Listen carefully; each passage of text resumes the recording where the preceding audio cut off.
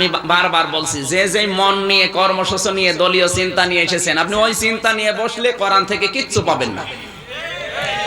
আমি কেন, নবীজি নিজে আসলে আপনি হেদায়েত পাবেন না। সুতরাং ওই রকম চিন্তাধারা বাদ দেন। দেখেন আজকের আয়াত আপনাকে কিছু দিতে পারবে না, সে এই ক্ষমতা কোরআনের নেই। ওই রকম মন নিয়ে আপনি বসেছেন নাকি ওই দলীয় চিন্তা নিয়ে? দলীয় চিন্তা বাদ দেন। আমি প্রত্যেকটা আয়াত, হাদিস, আয়াত, পারা, পৃষ্ঠা, লাইন, রুকু, তাফসিরের নাম, হাদিসের নাম পয়েন্ট আকারে বলছি। যদি দেখেন যে এগুলো আপনার এতদিন যে পীরের মুরিদ ছিলেন মিলছে না, কোরআন শরীফের আয়াত বাদ দেবেন না পীর বাদ দেবেন? যদি দেখেন এগুলো আপনার দলীয় যে নেতা কর্মী আছে এদের সাথে মিলছে না, তাহলে নেতা বাদ দেওয়া লাগবে না কোরআন বাদ দেওয়া লাগবে? এই সিদ্ধান্ত নিয়ে যারা বসতে পারবে, কোরআনে কারীম তাদেরকে হেদায়েত দিয়েই জান্নাতে নিয়ে যাবে। হাদা বায়ানুল লিন্নাসি ওয়া হুদা ওয়া মাউইযাতাল লিল মুত্তাকিন। সূরা আলে ইমরানের 137 নম্বর আয়াত আল্লাহ জানিয়েছেন হাদা বায়ানুল লিন্নাস। এই যে বর্ণনা এই কোরআন শরীফ আমি মানুষের জন্য দিলাম। কার জন্য? এখন এই মানুষ কোন মানুষ? এই যে লাম শব্দটা আল্লাহ কোরআনে দিয়েছেন মানুষের আগে লিন্নাস, এটা জিন্দা মানুষের জন্য লাম ব্যবহার করা হয় আরবি গ্রামার অনুযায়ী। কোন মরা মানুষের জন্য আল্লাহ কোরআন শরীফ দেয়নি। অথচ এই দেশে এখন জীবিত মানুষদের জন্য কোরআনের অনুষ্ঠান হয় না, যারা মরে গেছে ওদের জন্য কোরআন পড়া হচ্ছে।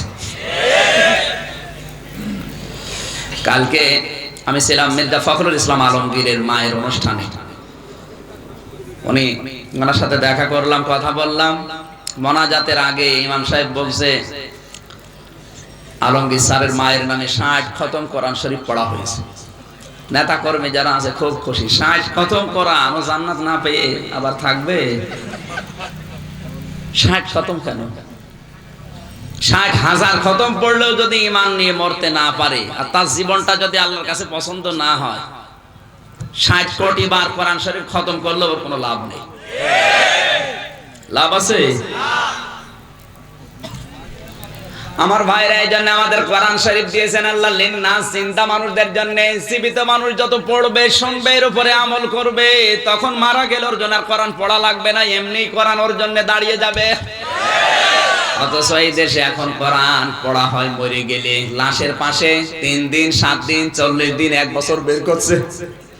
ওদের যিনি কথা বলছিলেন মাওলানা হোসাইন, এই তো 7-8 দিন আগে ওর বাবা মারা গেছে। গ্রামের লোকজন বলছে তোমার বাবা মরে গেল, কবরে রেখে আসলে কিছু করলেও না, তার মানে এখন খানা করাবে। ঘন্টা বিকনে পেয়েছেন আপনি? মানুষ মরে গেছে, ওরা চিন্তায় বাঁচে না, শোকে বাঁচে না, আর ওর কাছ থেকে খাওয়ার জন্য মানুষের আর এক ফোন দিই।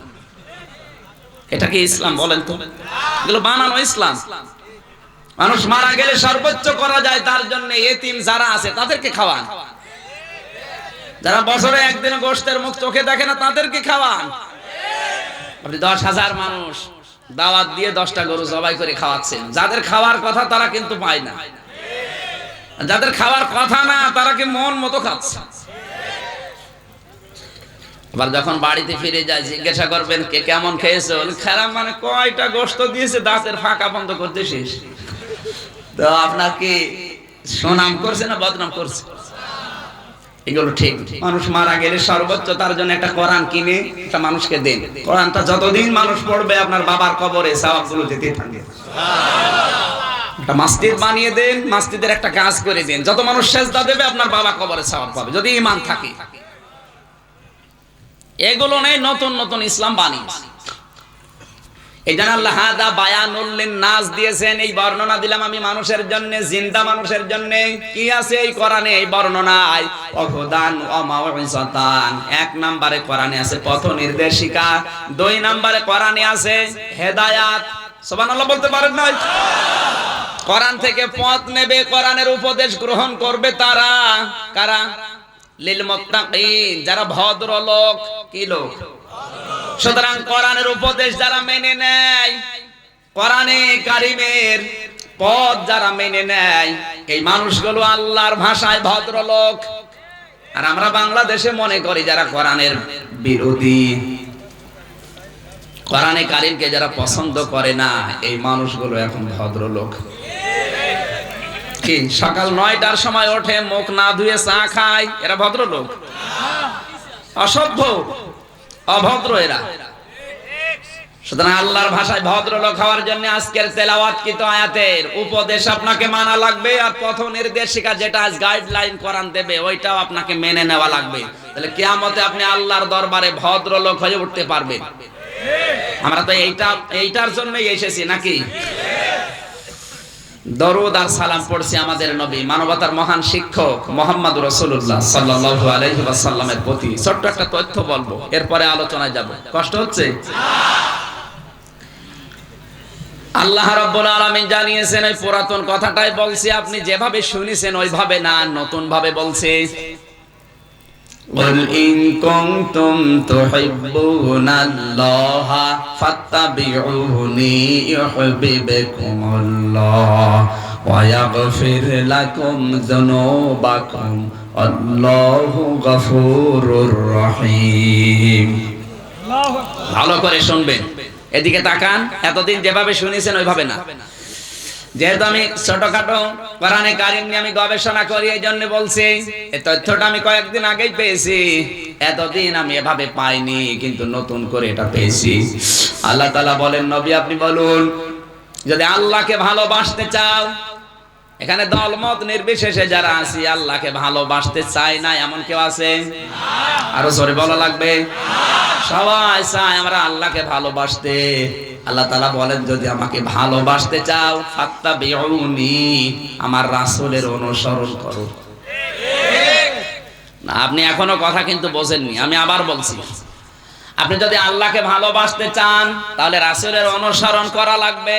এই অনুসরণ আংশিক না পূর্ণাঙ্গ? একমত তো সবাই? আমরা আংশিক না পূর্ণাঙ্গ?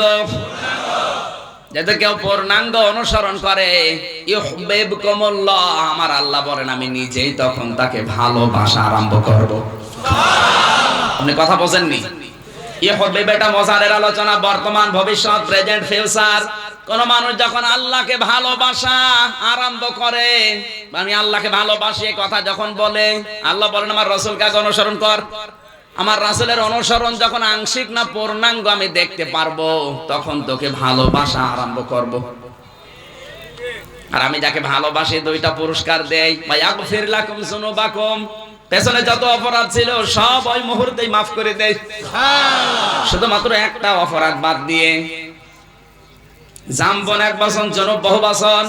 আপনি যখন রাসূলকে অনুসরণ করা আরম্ভ করবেন, জীবনের প্রত্যেকটা জায়গায় আল্লাহ আপনাকে ভালোবাসা আরম্ভ করবে। আর আল্লাহ যাকে ভালোবাসা আরম্ভ করে, ওর জীবনের একটা অপরাধ রাখে না, সব মাফ করে দেয়, শুধু একটা গুনাহ বাদ দিয়ে। ওই একটা গুনাহ কি? না না, ওই একটা গুনাহ হচ্ছে হকুল ইবাদ, বান্দার হক। আপনি যদি মানুষের অধিকার নষ্ট করে থাকেন, যতক্ষণ ওই লোকটা আপনাকে মাফ না করবে ততদিন আল্লাহ আপনাকে মাফ করবে না, আপনি যতই রাসূলের অনুসরণ করেন না কেন। তাহলে এখান থেকে আপনি শিক্ষা পেলেন কি? আপনার দ্বারা যদি কারো জমি জায়গা আত্মসাৎ হয়, কেউ যদি ভাইয়ের জমি বোনের জমি ফাঁকি দিয়ে খেয়ে রাসূলের অনুসরণ করে যাচ্ছে, দাড়ি রেখেছে, জুব্বা গায়ে দিয়েছে, পাগড়ি মাথায় দিয়েছে, 5 ওয়াক্ত নামাজ পড়ে যাচ্ছে, আল্লাহ আপনাকে সব মাফ করবে, কিন্তু ওই গুনাহটা মাফ হবে না যতদিন ওর জমি ফেরত না দেবেন। এরকম মানুষ যদি থাকেন, দুই একটা হাত তোলেন তো ভাই। এই এলাকায় ওয়াজ দিয়েছেন আপনারা, এতে সব আল্লাহর ওলি বসে আছে। এলাকায় ওয়াজ দেওয়া ঠিক হয়নি না। আমি আপনাদের হাসির খোরাকেও দেয়নি, কথা বলতেও বলিনি, আপনাকে চিন্তার খোরাকই দিলাম। আমরা কিন্তু আজ আংশিক অনুসরণ করছি অনেকে, কেউ দাড়ি দিয়ে, কেউ জুব্বা দিয়ে, কেউ জিকির দিয়ে, কেউ নামাজ দিয়ে। কথা বলে না কেন? খাবারের পরে মিষ্টি খাওয়া দিয়ে পর্যন্তই শেষ। কিন্তু রাসূলের জীবনের আরো যে দিক বিভাগগুলো আছে ওগুলো আমরা জানিও না, মানিও না। কি আমার কথা ঠিক আছে? আপনারা কি শুধু দাড়ি রাখা রাসূলের সুন্নাত? আমার গজলের ভেতরে কি ছিল? শুধু মেষ চড়াতে যাওয়াই সুন্নাত না, রাষ্ট্রনায়ক হওয়া সুন্নাত। রাষ্ট্রনায়ক হওয়ার জন্য যে যোগ্যতা দরকার ওগুলো তো আপনার নেই। আপনি তো ডিসি হবেন, এসপি হবেন, টিওনো হবেন, বিশ্ববিদ্যালয়ের অধ্যাপক হবেন, ওর যোগ্যতা থাকার জন্য যেগুলো দরকার আপনার কিচ্ছু নেই। এদেশের ডিসি এসপি টিওনো হওয়ার জন্য সর্বোচ্চ আপনাকে বিসিএস ক্যাডার হওয়া লাগবে। আপনি এগুলো ধারে কাছে নেই, মনে করেন এগুলো দুনিয়ার কাজ। কোন শয়তান বলিস আপনাকে এগুলো দুনিয়ার কাজ? কে বলিস? রাসূলের প্রশাসন দেশে ছিল না ছিল না? রাসূলের বিচার ব্যবস্থা ছিল না ছিল না? রাসূলের শিক্ষা ব্যবস্থা ছিল না ছিল না? তার চিকিৎসা বিভাগ ছিল না ছিল না? তার এগুলো যদি থাকে তাহলে আপনি তো ওগুলোতে নেই, অনুসরণ করছেন কি দিয়ে? হ্যাঁ, দাড়ি দিয়ে, জুব্বা দিয়ে, পাগড়ি দিয়ে হবে? বলেন হবে? আল্লাহর শব্দ ছিল কি? ফাত্তাবিউনি, আমার রাসূলের অনুসরণ করো। এই অনুসরণ কি আংশিক না পূর্ণাঙ্গ? আমার মনে হয় এই থিওরি অনুযায়ী বাংলাদেশে আজ হাজারো পীর, হাজারো মুসলমান, হাজারো নেতা, হাজারো বক্তা, হাজারো আলেম এখনো আল্লাহর ভালোবাসায় পাওয়া আরম্ভ করেনি। কিসের আশিকের রাসূল? কত দূর গেল আপনি চিন্তা করেছেন? এই আয়াতের যে থিওরি, সূত্র, এই অনুযায়ী এখন আমরা এদেশে অনেকেই বড় বড় দাবি করছে আশিকের রাসূল, এলাহি রাসূল, বিশ্ব আশিকের রাসূল দাবি করছে, কিন্তু এখনো পর্যন্ত আল্লাহর ভালোবাসা পাওয়াই আরম্ভ করেনি। কারণ ইহবিবকুমুল্লাহ মজারে যখন আপনি পূর্ণাঙ্গ অনুসরণ করে দেখাবেন তখন আপনাকে আল্লাহ ভালোবাসা আরম্ভ করবে। এবার আপনি নিজের দিকে তাকিয়ে চিন্তা করেন আপনি কতটুকু পেয়েছেন। আপনি আন্দাজে বগল বাঁধাচ্ছেন, কি পেয়েছেন? কিছু পাননি।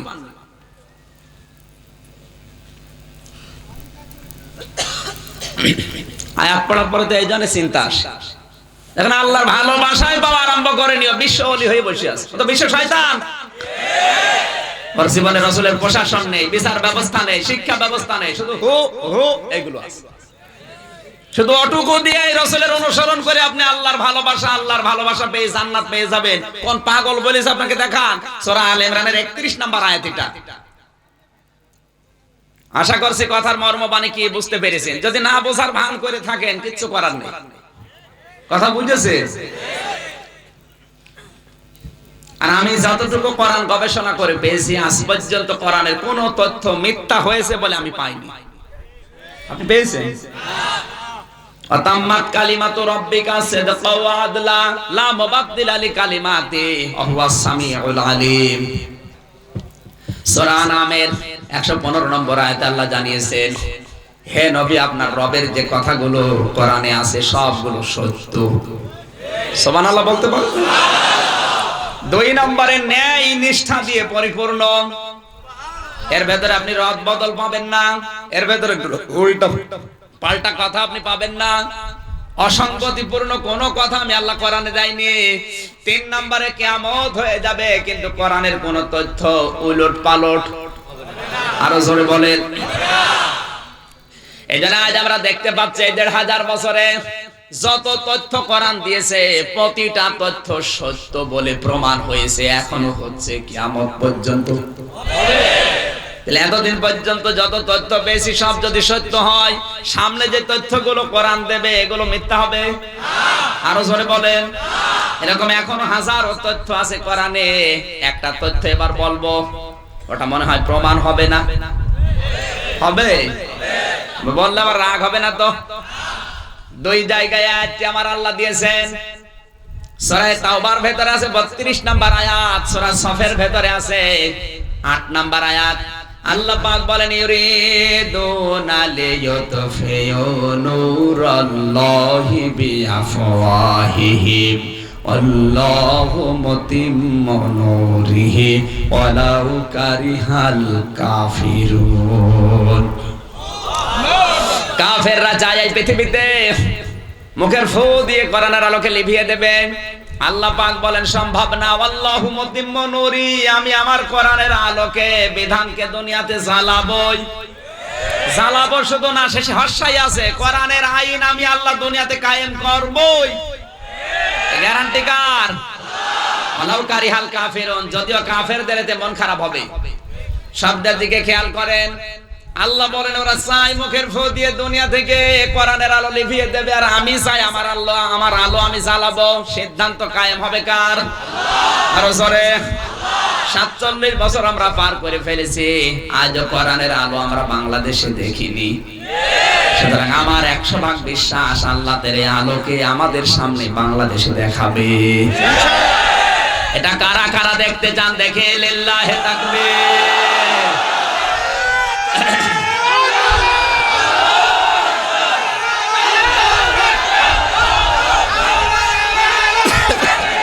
আলহামদুলিল্লাহ।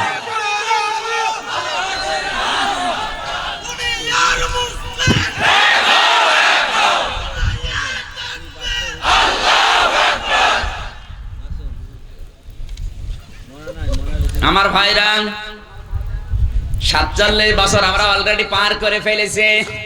এই 47 বছরে বাবা চালালে কেমন লাগে আমরা দুনিয়া দেখেছি, বিশেষ করে বাংলাদেশ না দেখি নাই। স্বামী চালালে কেমন লাগে আমরা তাও দেখেছি। চাচা এরশাদ চালিয়েছে কেমন লাগে তাও দেখেছি। এরপরে ম্যাডাম খালেদা জিয়া চালিয়েছে কেমন লাগে আমরা তাও দেখেছি। এখন আমাদের প্রধানমন্ত্রী চালাচ্ছে কেমন লাগে আমরা তাও দেখছি। একটা জিনিস এখন বাকি আছে, কোরআন দিয়ে বাংলাদেশ চললে কেমন দেখা যায় এটা বাকি আছে। এইটা কি দেখতে চাও অপরাধ? আল্লাহ তাহলে আল্লাহর অপরাধ হয়েছে আল্লাহু মুতিম্মু নূরি। আল্লাহ বলেন আমার আলো আমি দুনিয়াতে জ্বালাবোই। তাহলে এই অপরাধ তো আমাদের না, অপরাধ কার? ওই দেখেন বলছে আল্লাহ, এরা তো আল্লাহর বিরুদ্ধে মামলা করবে যে আল্লাহ রাজাকার ছিল। আল্লাহু মুতিম্মু নূরি, আল্লাহ বলেন আমার আলো আমি জ্বালাবোই। আমার সিদ্ধান্ত এটা, যদিও কাফেরদের মন খারাপ হবে। সুতরাং আল্লাহর এই সিদ্ধান্ত বাংলাদেশে বাস্তবায়ন হবে। রাম আর বাম আপনি যতই চেষ্টা করেন পারবেন না। কথা বলেন ঠিক কিনা? আল্লাহ এইটা দেখে মরার তৌফিক আমাদের দান করেন।